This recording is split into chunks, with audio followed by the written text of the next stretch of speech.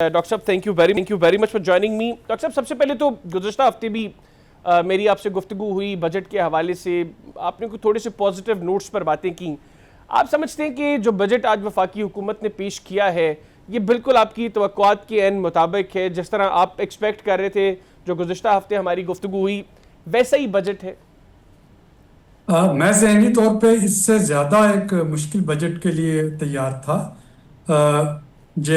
دو تین جو اس میں چیزیں ہیں، فار ایگزامپل جو سیلریڈ کلاس کو تھوڑا سا سمبولک کی صحیح 2.5%، لیکن جو تھوڑا سا ریلیف اس میں دیا گیا ہے، یا جو پیز اینڈ پینشن میں کچھ اضافہ جو ہے وہ کیا گیا ہے، یا کھاد اور پیسٹیسائڈ پہ سیلز ٹیکس میں اضافہ نہیں کیا گیا، یا ریئل اسٹیٹ جو ہے اس کو تھوڑا سا فیڈرل سائز ڈیوٹی کا خاتمہ اور ود ہولڈنگ ٹیکس میں تھوڑا سا بائرس کو جو ریلیف ملا ہے.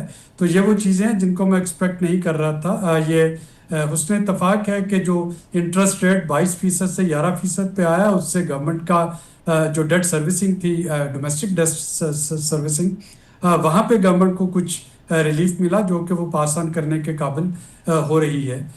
دوسری اگر آپ اس میں ایک چیز دیکھیں تو یہ پچھلے 20-22 سالوں سے میں پاکستان کے بجٹ کو انالائز کر رہا ہوں. یہ غالباً پہلا موقع ہے کہ اس دفعہ جو حکومت کے ایکسپینڈیچرز ہیں وہ پچھلے بجٹ سے کم ہے. پچھلے سال کا آپ کو یاد ہوگا کہ جو وفاقی بجٹ تھا وہ 18.8 ٹریلین روپے کا تھا.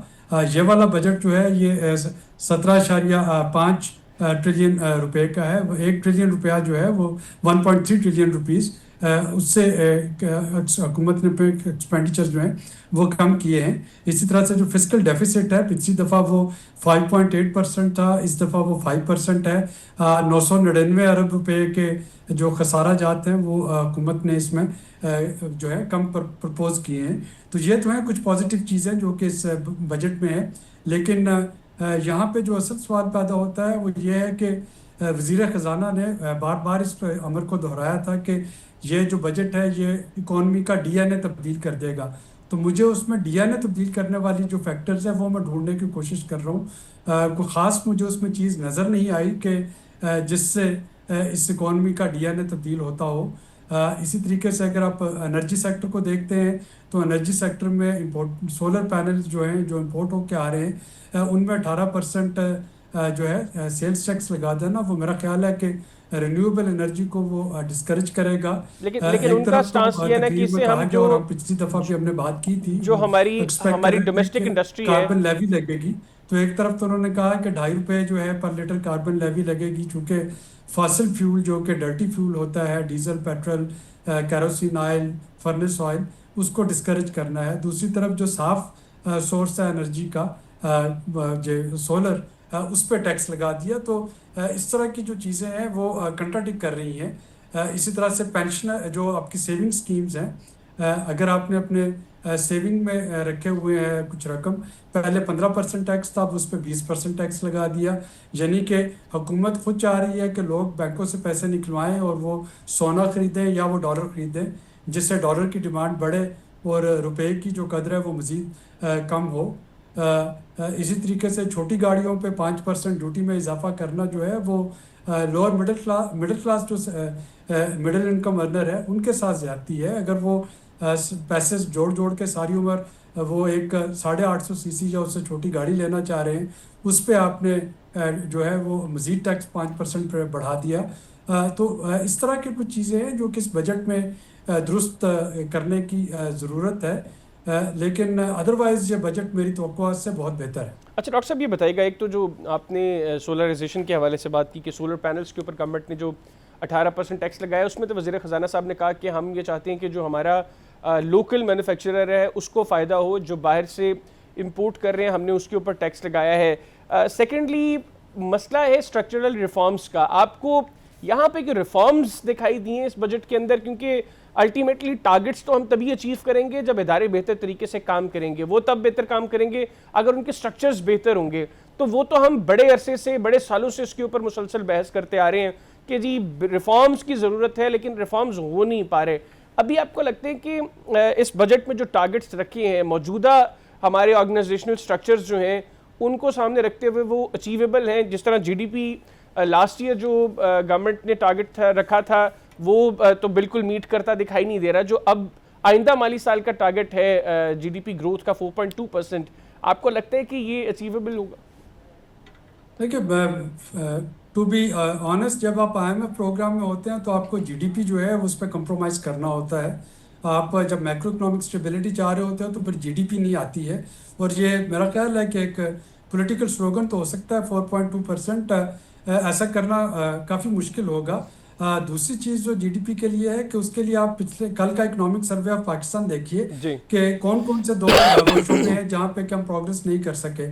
آپ کا ایگریکلچر ہے یہاں پہ مار پڑی ہے، اور ہمارا لارج اسکیل مینوفیکچرنگ ہے یہاں پہ کہ ہم اپنے اہداف حاصل نہیں کر سکے. بالکل اب ٹھیک. آج کے بجٹ کو ہمیں دیکھنا ہوگا اسی تناظر میں کہ ایگریکلچر کے لیے اس میں کیا ہے. مانا صحیح. کہ ایگریکلچر صوبائی سبجیکٹ ہے، صوبوں کو سے توقع کرنی چاہیے کہ وہ اپنے بجٹ پہ ایگریکلچر پہ بات کرے. لیکن وفاقی حکومت نے ایسا کون سا فریم ورک دیا ہے کہ ہم کہیں کہ ایگریکلچر جو ہے وہ بڑی گرو کر جائے گی اور اس کی وجہ سے جی ڈی پی جو ہے وہ بہتر ہو جائے گی؟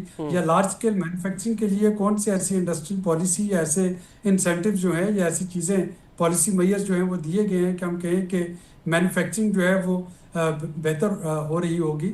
میرا خیال ہے کہ ہم جی ڈی پی گروتھ تبھی اچیو کر پائیں گے جب فیڈرل گورنمنٹ اور پروونشل گورنمنٹ یہ یکجا ہو کے ملک میں ایگریکلچر کو ریوائیو کرنے کی کوشش کریں گے، انڈسٹری کو ریوائیو کرنے کی کوشش کریں گے.